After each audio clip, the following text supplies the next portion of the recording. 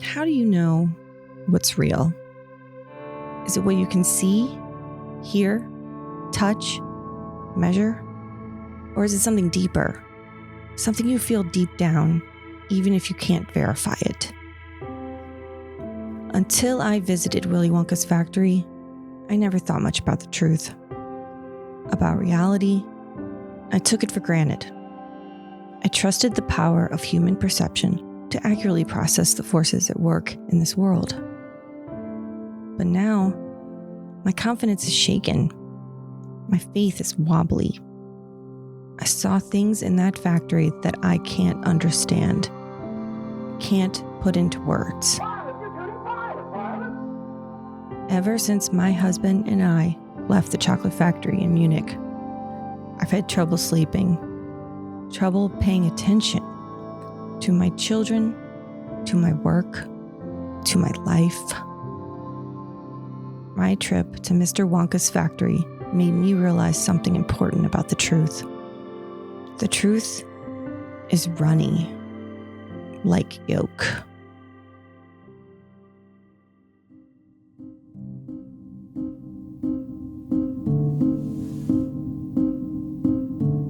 But I guess I should back up.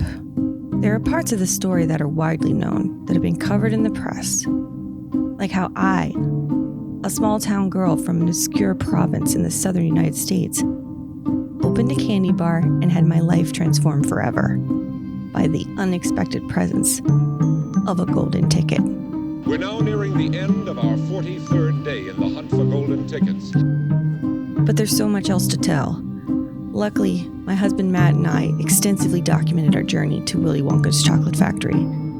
We of course had to sign non-disclosure agreements to enter the factory, and we had to surrender our phones when we arrived at the factory door. No video footage exists of any kind, but we had our lavalier mics in our pockets, so we could take you along with us as best we can.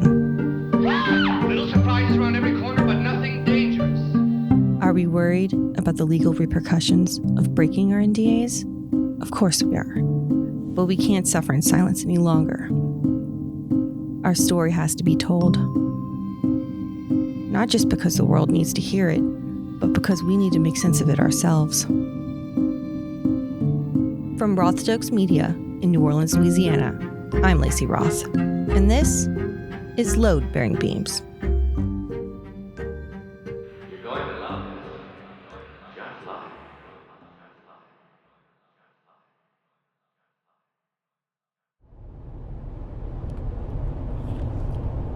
it. Okay, it's on. Hello, this is Load Bearing Beams on the road. Why are you talking like that? Okay, so we are on our way to the airport. We are excited. We will. Where are we going? We have a long flight to. It's the first time we're going to Europe, so bougie, and we're going to the Frankfurt airport in Germany, and then we have another flight that is shorter, and that's going to be to Munich, and then we're going to tour the Wonka Factory and bring you along in our however we can. Yes, Ich bin ein Chocolate Factory. I feel like you shouldn't say that. No, it's good. incorrect. What are you expecting, Lacey? Unexpected, I guess. To learn. When it comes to Willy Wonka, expect the unexpected. That's all that I do expect. Death and taxes. I didn't know what to make of it. A text message from Lacey saying, I think I won a contest? This was accompanied by a photograph of the now famous golden ticket. We were going to the casino that night. Once, sometimes twice a year, Lacey and I will get an overnight babysitter for the kids, and we'll head to one of the casinos on the Gulf Coast of Mississippi. And we get a little naughty, meaning we'll smoke cigarettes. But it fell on me to go to the gas station to pick the cigarettes up before we left. It was a Circle K right off the interstate by the Lacombe exit. And I bought a pack of Marlboro Lights, and on a whim, I grabbed a Wonka bar, which I never do. It's like it was just speaking to me. How aware of the golden ticket Wonka contest were you at the time? Not at all. Not at all. But you told me it was a big deal. Yeah, I'm more of the news junkie of the two of us, and every day it was just, especially back then, it was just nonstop coverage of the Golden Ticket contest. Willy Wonka, the great, reclusive, mercurial, genius, eccentric chocolate guy, opening up his factory doors after God knows how many years. But to go, you have to find a golden ticket hidden in one of his company's chocolate bars. 5 altogether. 5 all throughout the world. And of all people, everywhere in the world, it's Lacey who finds it. I don't even eat snacks right before we go to the casino because of all the beer I'm going to drink. Honestly, we weren't even sure if it was real. Or maybe it was real, but like it wasn't actually a huge prize. It was worth a $10 gift certificate or something like that. It was like the McDonald's Monopoly prize where you think you've won, but you actually won you won the minor prize. And that's a big deal. That's nice. But, it's worth $15 ultimately what you got. I mean, we didn't even think about it. We were going on date night. That's what I was thinking about.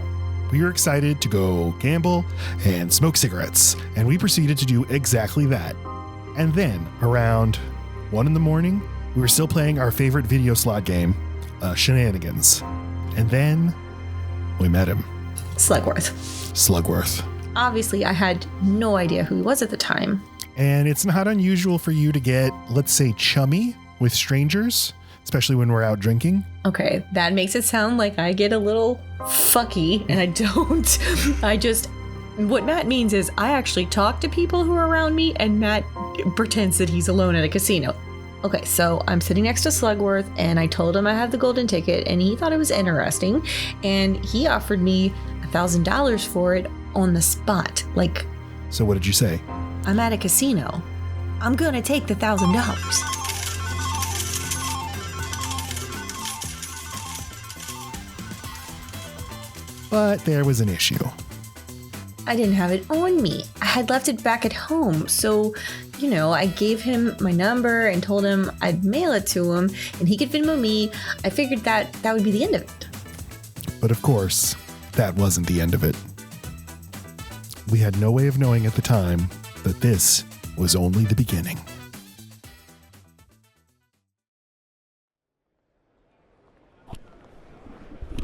So that is the last time we used Southwest for a international flight because not being able to pick your seat, it turns out to be an issue. I was next to another ticket winner. Violet Beauregard, the other ticket winner from America. I'm telling my story. I'm adding in some details. They might not know who you're talking about, but I was about to say it, Matt. Violet Beauregard, 13 years old, lives with her parents in Miles City, Montana. She's the first of 2 golden ticket winners for the United States, the other, of course, being Lacey. Violet's the daughter of Sam Beauregard, former 2-term mayor of Miles City. He owns a network of car dealerships in the area. His face is plastered on billboards everywhere. Mr. Beauregard, a prominent local politician, a great civic leader, a Hi, philosopher. friend. Sam Beauregard here. Square Deal Sam to you with all of today's great giveaway bargains. The finest values you'll get anywhere in the entire country. You could say that while his daughter was the lucky winner in the Wonka contest, he was the real winner. Because now, if you Google his name, all you're going to see are news stories about the golden ticket. That means you're not going to see the mini stories from 2021 when he was arrested for storming the United States Capitol.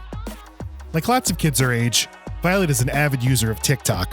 She usually posts 4, sometimes 5 videos a day. Most of the videos are about gum. She likes gum. Is this a good subject for a video series? Not for me to say. But lots of the comments on her videos are from other kids in Miles City, and they make a lot of jokes about her dad's billboards. It's all in good fun, I guess. The point is that she was a prominent TikToker until after her trip to the Wonka Factory. Since then, she's disappeared from the internet altogether. No trace of her. No videos, no activity on any social network. Remember this detail because you're going to find it comes up again and again. Okay, so sorry, but we... And we need to be quiet because they're right across the terminal. We're literally looking at the Beauregards in a McDonald's. And you don't understand how loud your voice is. They're just be a little inside voice. Seeing the Beauregards across the terminal. 1-900 operator voice. Use just a regular. They appear to be eating Matt, chicken nuggets. if you whisper the whole time, I'm going to lose it. Okay, so... Okay. It's a long flight. Yes, and apparently they were on the same flight to Germany from America that we were. Which makes sense. And now we have a 2-hour layover. for our Munich flight, and oh my God, I hope I don't sit next to him again. I mean, These guys always seem to find you. oh, that's true. I know everything about the car business. I think I even might have bought a Buick on accident. I don't know. But what was weird is that he's got all these like theories, or like apparently there's a lot of mystery around Willy Wonka. Like, I guess I knew that, but like I don't know. I got a ticket. I'm gonna go to the thing. It's a free trip to Germany. I don't, and to see a cool thing. Yes, but I did anyway.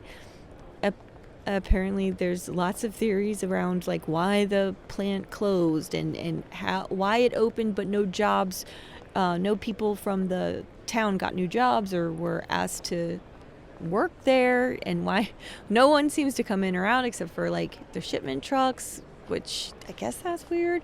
I don't know. He was an overwhelming person, so I don't know what to think. But you said, I mean, I don't know if we should say, you said he said a lot of racist stuff. Oh yeah, like I cannot sit next to him again, and I'm pretty sure I need to like. But like a lot sever of ties. A lot of like, you know who I'm talking about. He said like that. You said he said that a lot, and like the Wonka companies wrapped up within. I think he said globalists like Quaker Oats or like Big Oats, Big Pharma. He said a lot of Kellogg. things. I think it was Kellogg.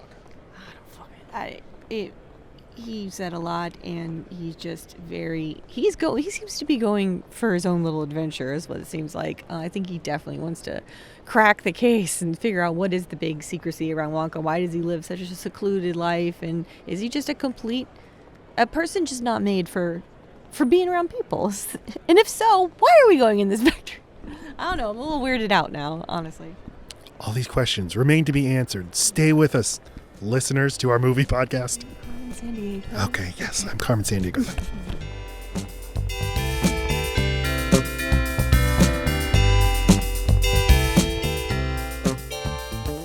We took a cab from the airport to our hotel, the Hyperion Inn. Very nice digs. Full of nervous energy and excitement at being in Europe for the first time ever, Lacey and I took a little stroll through the town. And not far from our hotel was the now famous candy shop where Charlie Bucket had purchased his winning ticket. Its facade is covered in Wonka advertising. We decided to get a closer look, and we brought along our portable recorders.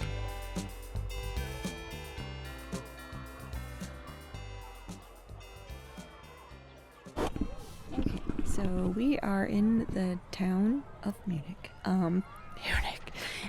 This is where the factory is, but we still have some like time to kill, so we were doing some sightseeing stuff, and we wanted to see the shop that's been in the news because that's where Charlie got his ticket, and it's called Bill's Candy Bar. Is that what it's called? Yeah, Bill's Candy Shop.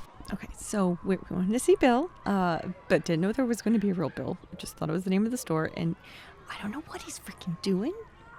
Why are there so many kids here? Why are there no parents? No, we were walking, we were looking in the store, and suddenly like, a mob of fucking kids, little German kids, ran out of the school. I mean, it's like right across from the school. Shouldn't there be like a library here or something? Pandemonium. They just fucking just...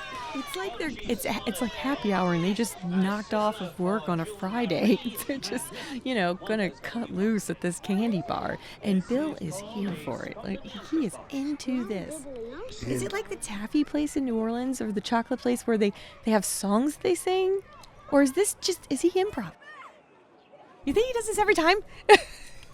Well, does this happen every day? These kids pour out of the bell rings. These kids pour out of school. They're singing Deutschland über alles, and they're running into the candy shop. But this song that Bill is singing, like, did he see? Is this improv? Like, what's going on? And scale of 1 to 10, how uncomfortable are you right now? He's looking just straight into our eyes. Earnestly telling us about how the Candyman Singing in English, by the way, very weird. World tastes good. Ew. I wrote this fucking line down. He says, the world tastes good because the Candyman thinks it should. What the Candyman wills, shall be done. Yeah, he creates the reality we live in. So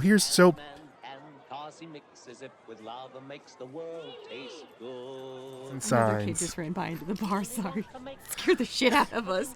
Just like we're just getting all these signs about Willy Wonka and getting a little The placement of the Wonka bars in this store is weird because like they have all the other brands. There's Hershey, there's Nestle's, there's Slug, yeah, all of that. But like it's like those are filed like library books for some reason, and Wonkas are all like displayed like collectible plates, like he knows each one of them are special. I don't know. I just feel very advertised to. No, yeah, some Wonka reps coming in like every Friday. Yeah, they're in charge of the display, like Coca-Cola. Yeah, like exactly. that. No, let us. By contract, we need this much space. We get an end cap, but that's not. It's like jarring.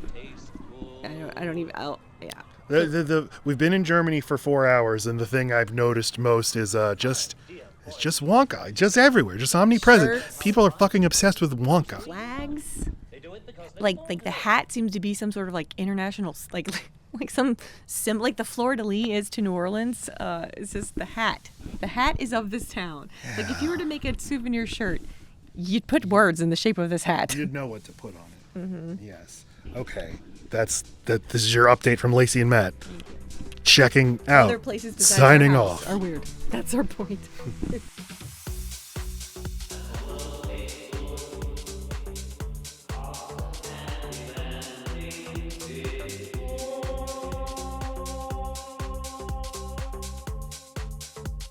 As exhausted parents in their late 30s, finding themselves on an unexpected vacation without the kids, there was only one thing for Lacey and I to do, and that was go to the hotel bar and drink for a long time. The night passed mostly uneventfully, save for a conversation I noticed Lacey having with a strange woman. Once we got back to the hotel room, I asked Lacey about the conversation she'd been having.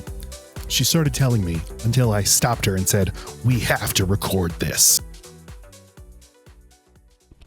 Shut up. Okay.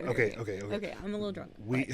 I know. What? Shut. No, I'm not usually. Okay, All we're back in our hotel room. It is 23 o'clock. So we were just down in the hotel bar. We're at the Hyperion Inn in Munich. Very nice lodgings. Okay, the Wonka Company stop. really came through. But okay, go ahead. Anyway, okay, all right. And I had the weirdest conversation. So I had a couple beers. I'm sitting next to Augustus Gloop's mom, and Augustus Gloop, 9-year-old boy from Dusselheim, Germany. From his TikTok videos, he appears to be a sweet enough kid. I don't know. I don't speak German.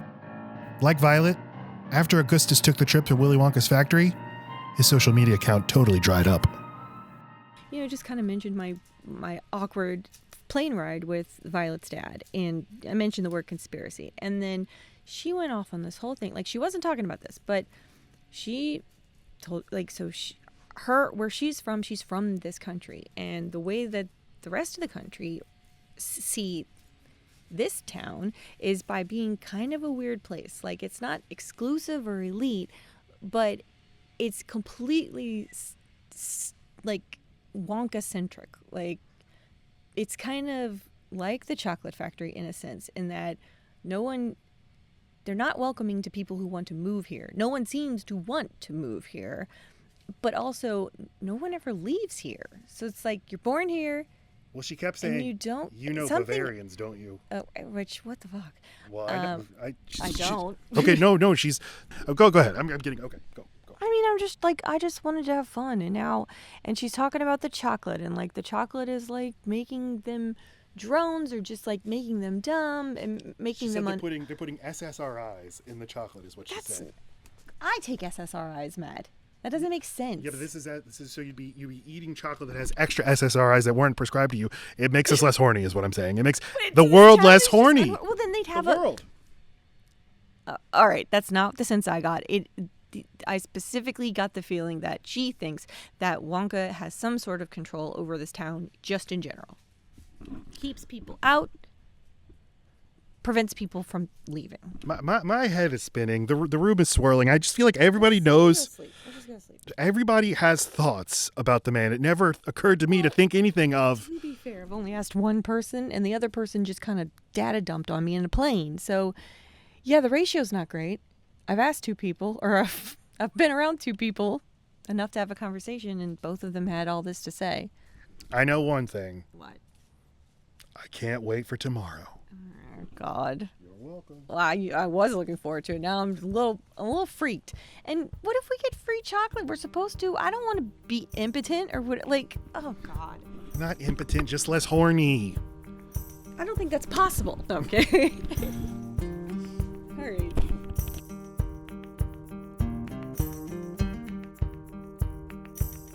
Finally, it was time for the big day. I always have trouble sleeping when I travel, so I was awake far too early the next morning. I took a solo walk around town and passed by the Wonka Factory. There was a small crew setting up for the day's festivities, but I couldn't help but feel sad. There's just a feeling of sadness, of melancholy in the air, of desolation. I can't explain it, can't put my finger on it, but I was suddenly filled with dread. Here's where the story gets bewildering. We told you before that they confiscated our phones upon entry.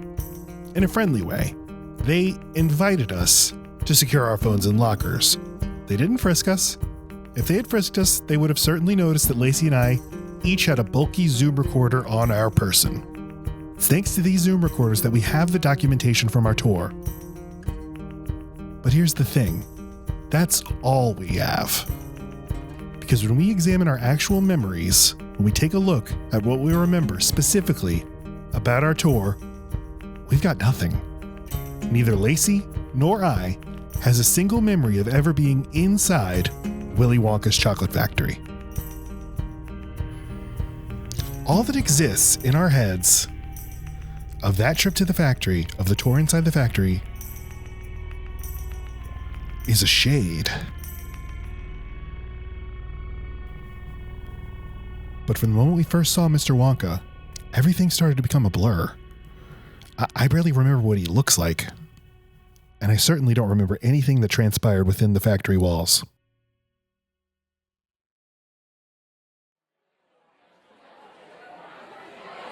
Well, this is it, folks. This is the big day, the historic day on which Willy Wonka has promised to open his gates and shower gifts on the 5 lucky winners. From all over the globe, people have gathered here, waiting for the hour to strike, waiting to catch a glimpse of that legendary magician, Mr. Willy Wonka. It's hard to pick up on exactly what is said out here at the factory gates. But based on reporting from the scene, it appears Mr. Wonka greets all of us and then walks us into the facility's entrance. Our first usable audio clip from inside the factory seems to be a recording of us signing our NDA. Standard form of contract. Don't talk to me about contracts, Wonka. I use them myself. They're strictly for suckers. Yes, but you wouldn't begrudge me a little protection. A drop. I don't sign anything without my lawyer. My Veruca don't sign anything either. Then she don't go in. I'm sorry, rules of the house. I want to go in. Don't you dare stop me. I'm only trying to help you, sweetheart. Give me that pen. You're always making things difficult. Veruca Salt, 12 years old, contest winner number 2. From Milton Keynes, England, daughter of Henry Salt, heir to the salt nut conglomerate, which has a market share of nearly 2/3 of Britain's chips. Or crisps? Like her golden ticket winning associates, she's a content creator on TikTok as well. I guess you could describe her videos as about lifestyle trends. They're exceptionally well produced. She is a Shure SM7B microphone. I want that microphone. Give it to me. Anyway, Veruca hasn't made a video or posted anywhere online since that fateful day of the Wonka Factory tour.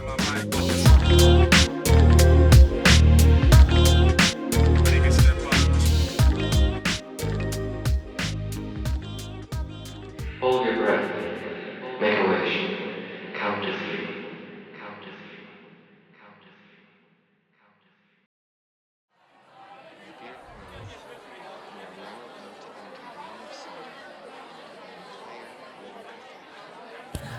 3. Okay, so there was another band breaking out into song. What is this, like a Munich thing? I mean, he had a lovely voice, and I mean, charisma out the wazoo. Yeah, that's exactly what I was Professionally trained, but yes. Oh wait, shout some sort of. Wait! This mushroom stuff with cream. Hold on, just.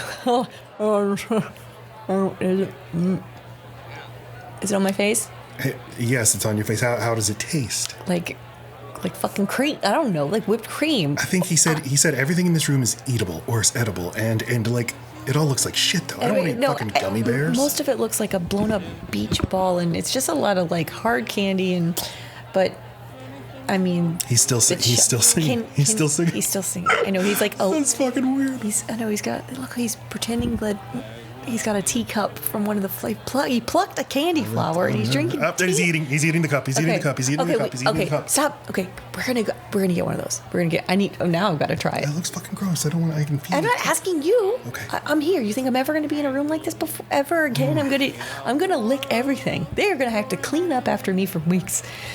Is that hay on the ground? What? That doesn't seem to really go with the. All right. Okay, you seemed especially upset by the way that he was walking down the stairs and then stopping. Well, fuck yeah, because it took forever to go through this weird hall that turned backwards and then you were forwards again. I don't know. I thought that ruled. Oh, and then we finally get where we're going, but then I'm claustrophobic. I fucking hate that shit, and the room is shrinking. And then he's like, "Whoa, let's go out this door." And then I didn't expect us to fit, and we did. And then it's like, oh, thank God, I'm out of that space.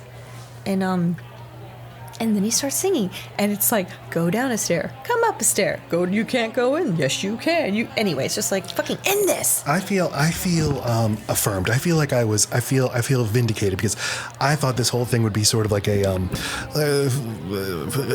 immersive theater sort of thing. This is an attraction, or this is an escape room. This is a sort of theme park meets immersive theater, and we're part of the show, you know? That they do like once every 10 years. I mean, it's so elaborate. I don't understand. That's why it's good. That's how you know that they're into it. There can only be. It's like that movie, The Menu. You know. Okay, so like, we are this man's entertainment for the next 10 years. He's recording everything probably, and he'll just watch this back. And he's gonna eat us, and he's gonna make us into chocolate. Speaking of. Okay, wait. Oh, that fucking kid. That kid is like. Oh, he's mad. He's mad. That's awkward. Oh, that's awkward. These kids are driving me freaking nuts. I'm sure he is. Okay, wait, he blew a whistle. Those little men came over here. I didn't even get a chance to mention that he's just got like a whole squad of matching men singing and pouring sugar into this fucking chocolate river.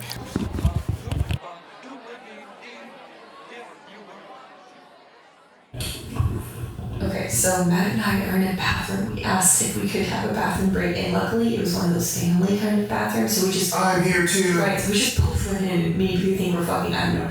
Cross-trained. Okay. But we just needed to get this down. Okay. We just witnessed a kid, Violet, her name is Violet.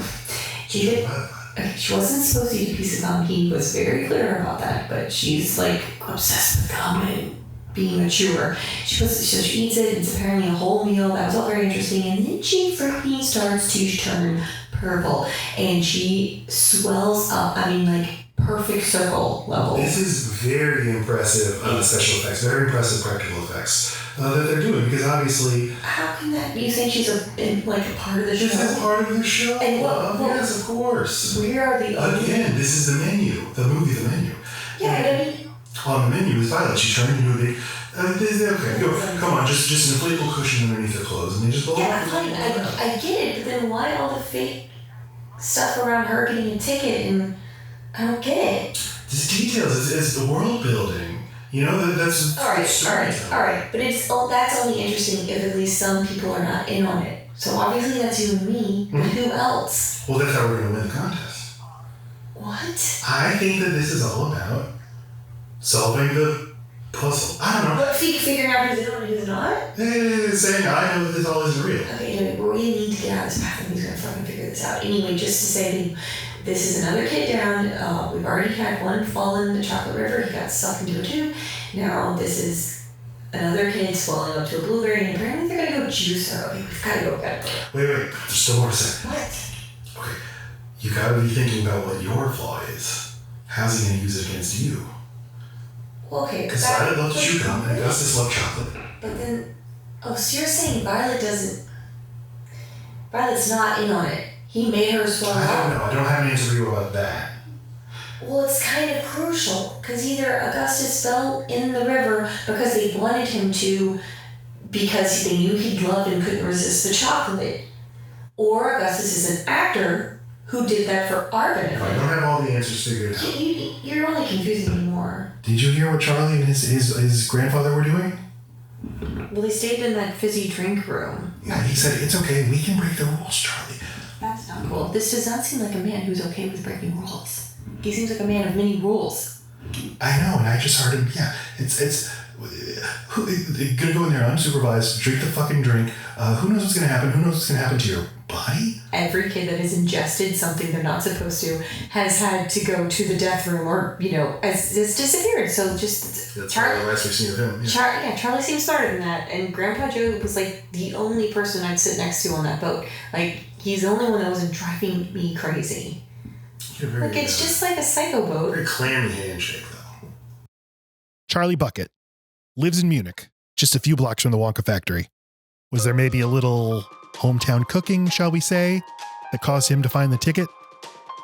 I don't know, I'm just asking questions, but this seems a little suspect. According to newspaper reports, he's 11 years old and he lives with his mother and his grandparents. All 4 of his grandparents, to be exact. Peculiar. Even more peculiar is that he's the only one of the winners with no social media presence at all. It's hard to find proof that he exists at all. Does he have a birth certificate? Is he just a stooge for the Wonka Corporation? These are all great questions, and we're going to explore them in great detail.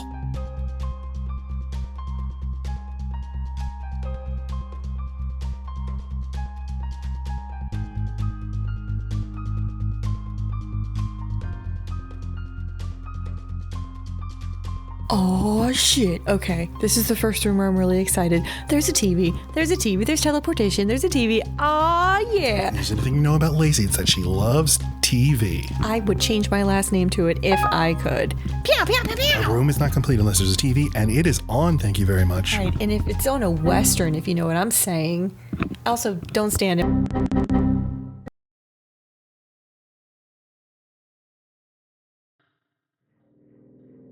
And that's how our last recording abruptly stops. There's nothing after it. What are we supposed to do with all of this? What do we make of the fact that the next thing either Lacey or I has any memory of is being back at our house days later? We pull up our location history on Life 360 to see when we returned from our trip. But for the entire period where we would have been out of the country, the data just isn't there. We check Google Maps, the weather app, every app that tracks and stores our location data, and there's no evidence that we were ever in Germany. I don't know anyone who would look at this and not think that our data was tampered with. Because clearly we were in Munich. We were at the Wonka Factory. There are news articles about us on hundreds of websites. There are pictures, videos of us on every social media platform. So that's upsetting. To see something clearly demonstrated, yes, you were there. Here's the proof. But you're not going to remember it? And then there are the recordings. The recordings, which are bizarre, but not as bizarre as the dreams. I just woke up from another one of those dreams. I'm being quiet because I don't want to wake up Matt. He'll freak out if he thinks I'm freaking out, and he doesn't sleep that well. But it's a white room. I'm being pulled. I feel like I'm getting small. I feel like I'm in a million pieces. And then I'm whole again. I don't understand. It looks like a TV, but it's not a TV. This dream keeps happening. I am a person that has dreams repetitively, but this is new. And I don't think I'm going to be able to fall back asleep tonight. God damn it. I'm so tired.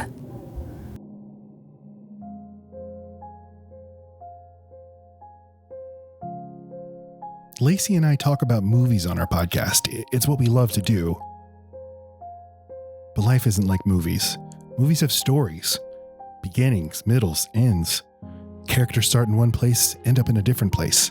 They learn things. They grow. But that's not what's happening here. We're unsure of what our next move is going to be. We've made repeated calls, to the Wonka corporate number, but they're just giving us the runaround. We want to know, among other things, when I can expect my lifetime supply of chocolate. We want answers. We want the truth. What do the audio tapes mean? What do the dreams mean? What the hell is happening in that factory? I hate, by the way, that when I ask these questions, I sound like a Pizzagate lunatic. But we know what we know. We know what we saw. And we know what we can't remember. And for us both to be suffering from the same brain fog just doesn't make sense. Maybe by releasing this episode, we'll put some public pressure on Mr. Wonka to publicly account for himself. But what's he accounting for? That 2 adults feel weird after leaving a foreign country? We'll just say it's jet lag. I mean, it's our word against his. We just know this isn't us. We're not holding our breath on getting any recompense from Mr. Wonka. In a world of people desperate for attention, Willy Wonka is very good at staying in the shadows. And our world is not big on accountability for the rich and powerful.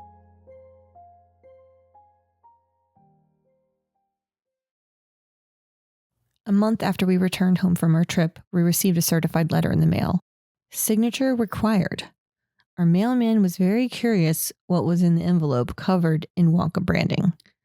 Before you opened it, Lacey, you came to find me so that we could open it together. It felt like finally we might get some answers. Were they suing us? Were they sending us a check? Either way, it would be some kind of new information and we could deal with it then. Instead, all that was in the envelope was a fun-sized Wonka bar. Fun-sized. So, did you eat it? I actually almost did, absentmindedly. I was watching TV and I wanted a snack of some kind, but then I remembered what Mrs. Gloop had said, and it all started to come together. About antidepressants? About everything that swirls around Willy Wonka. I don't know if the cream I ate out of the mushroom had memory-erasing drugs in it. I sound crazy, but I don't know if he's trying to make the world less horny. Or if he's a weapons manufacturer or a human trafficker. I just know that all is not as it seems with the Wonka Corporation. And that's when it clicked. The fun-sized chocolate bar. I mean, I thought, well, this is a cheap way of giving me a lifetime supply of chocolate. I guess it's subjective how much someone should intake in a lifetime. But then I thought, wait, what if this is just our dose? By about the time the letter from Wonka arrived, we had started to feel more like ourselves. And, to our surprise, guess who returned to TikTok? That's right, Veruca Salt, with a video about schedule optimization and mindfulness.